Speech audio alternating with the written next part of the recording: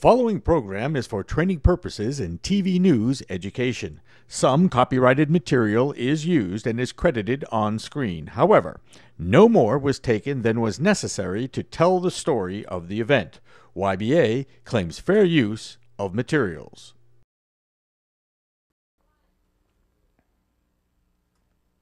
Hi, welcome to Devons Remix. I'm your host, Devon Rosenberg, and this is our first episode ever. I'm so excited. This show will be featuring remixes of what's new, what's old, and what's to be expected in the music industry we live in. So today we're going to have many awesome interviews, musically related segments, but first we will be showing the 10 concert fouls, because I do go to a lot of concerts and I find that there's a lot of bad things that happen at concerts that need to be recognized, as well as the most anticipated albums of 2013, because there are a lot that is going to be great this year. And then we have a great interview with Chris Allen, which I'm so fortunate I got to be able to do. But first, we will be talking about Grammys. Grammys were last night at the Staples Center in Los Angeles. It was a lot of fun, actually. It was really long, though. It was like 4 hours, I think. It's kind of long for the Grammys. It's usually like 2.5 hours. But so yeah, I don't know if I really agree with most of the awards that were handed out to the people. Specifically, number one was Album of the Year, which went to Mumford & Sons. I mean, I liked the album, but I didn't think like they deserved to win, really. I thought Frank Ocean, his album Channel Orange, deserved to win. The other one is Record of the Year, I think. Yeah? Oh, no, Best New Artist, Fun. I think that deserves to win, actually. Fun they've been... I don't know, they've had a great year with both songs, We Are Young and Some Nights.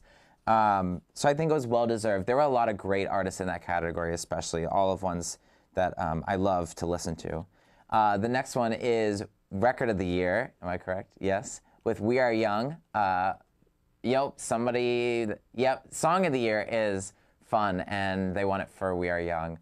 Yeah, I mean, I've heard that song maybe 100,000 times on the radio this year, and I don't know, never really gets old, so that says a lot. And then it's Record of the Year, which is Gautier, somebody that I used to know, featuring Kimbra. I don't know how I feel about Kimbra's dress, though. She looks like a 5-year-old fairy. I don't know, it's kind of weird, kind of gross. I actually saw Gautier in concert, and they played that song, and it was pretty amazing. Lastly, which is a new award that they've been giving out, they've never given it out before, is Best Urban Contemporary Album, which went to Frank Ocean.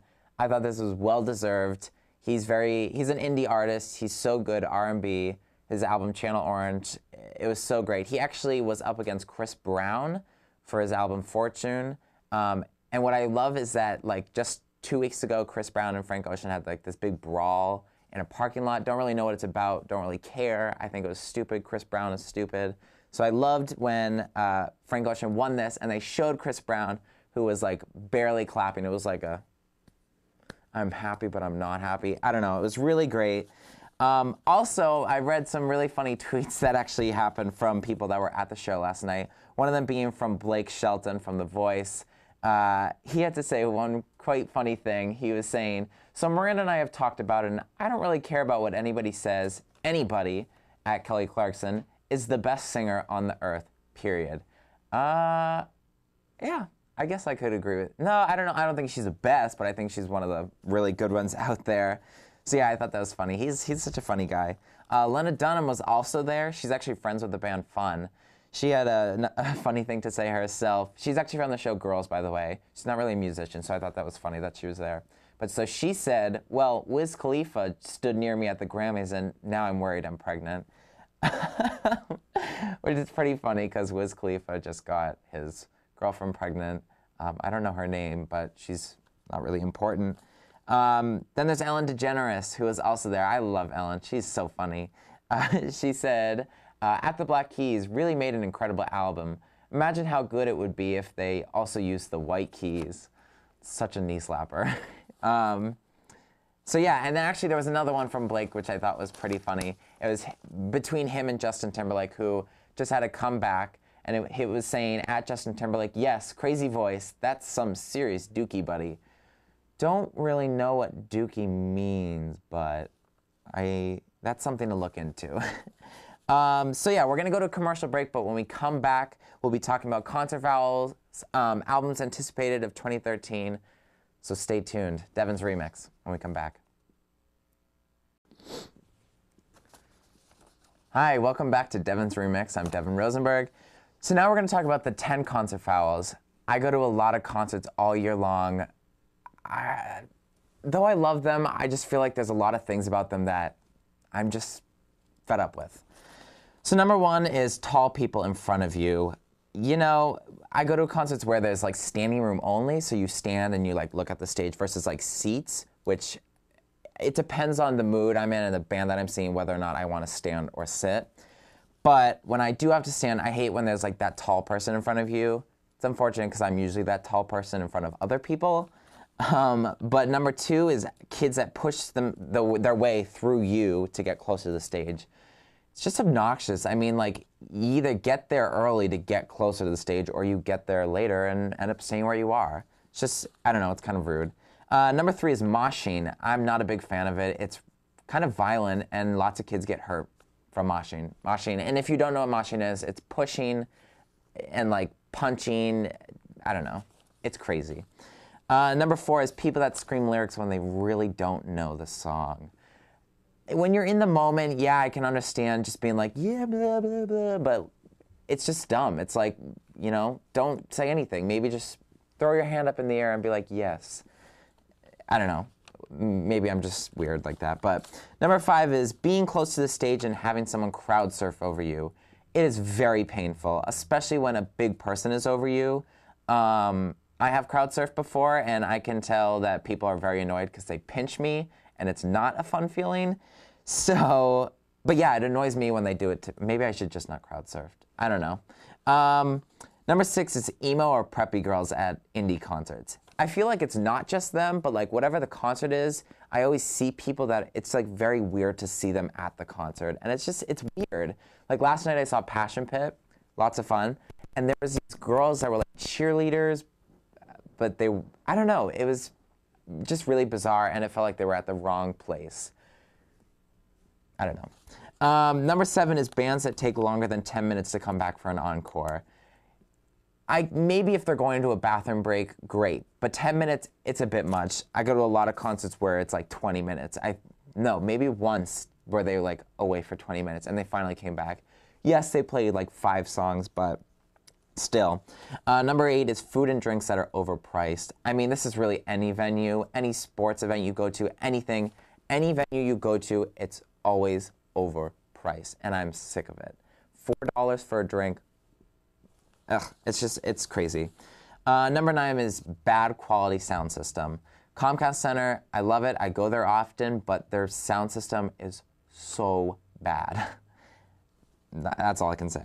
Number 10 is when your favorite band doesn't play your favorite song. It's quite devastating. I don't know how many times this has happened to me. Quite a lot, probably, but it's just not a feeling that you like, especially when you're going home and you're just sitting there like, why didn't they play that song? So those are my 10 concert fouls.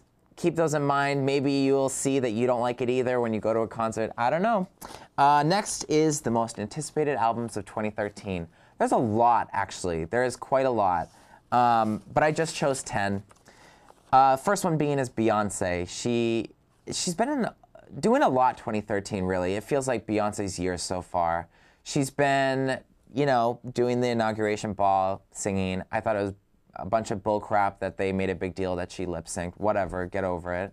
Then she's playing the Super Bowl, and then also Destiny's Child reunited, which is huge. So yeah, I'm excited for her album. And actually, she's working with Justin Timberlake, who is the next person. And Justin's album is going to be called The 2020 Experience. I'm really excited for this. He played at the Grammys last night and was amazing. It was like the Justin that he used to be like 3 years ago. So he's been away. A lot of these artists, actually, you'll see, have been away for many years. And then there's Vampire Weekend. Super excited about it. I'm actually hoping that I can see them, but maybe not. They're coming to town soon. Modern Vampires of the City is their album. I think it's a pretty cool album cover. I don't know about the title, though. I think it's kind of weird, but I love Vampire Weekend. I think it's got to be great if it's them. Then there's Phoenix, which the album cover is called Bankrupt.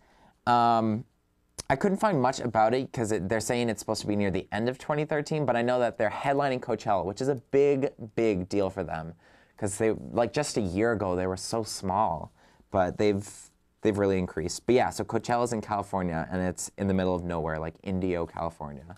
So that's pretty cool, though, because it's a big festival. Then there's Fall Out Boy. That was the first concert I ever went to, Fall Out Boy.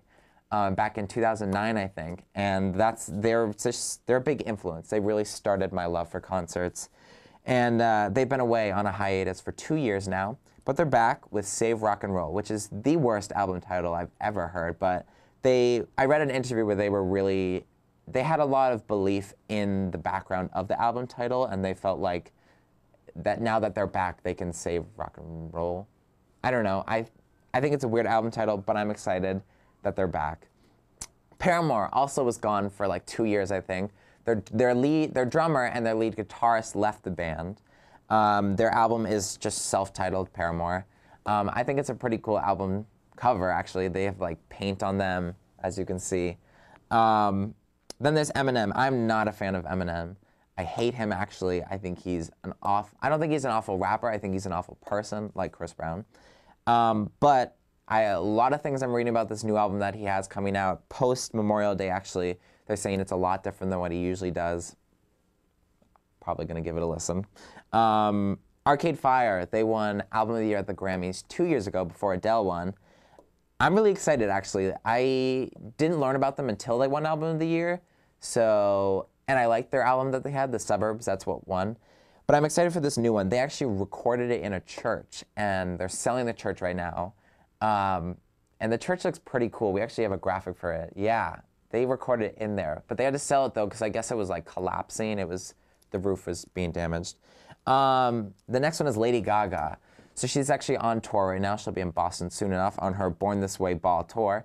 Her album's called Art Pop. And I guess she's been recording it for the past, like, year or so. So it's been well awaited for this to come out sooner or later. And actually, it's expected spring. And then lastly, U2. Gotta love U2. Holy cow. They're such a great band. Anything they put out is always good. But so yeah, I don't know when that's expected. The album is to be announced, whatever it's called. But I did read that U2 360 Tour, which ended in July 2011, grossed a number of $736,137,344. That's quite a lot. I actually saw them. They were at Gillette Stadium. I would say it was a pretty amazing show. It's a memorable one. I've been to a lot, so some of them I forget about. So yeah, that's the most anticipated albums of 2013. Definitely give a listen. Check them out when they come out, throughout the year. And maybe you'll end up seeing them at the Grammys. So now we're going to go to a commercial break, but when we come back, we have an awesome interview with Chris Allen. So stay tuned. Thanks.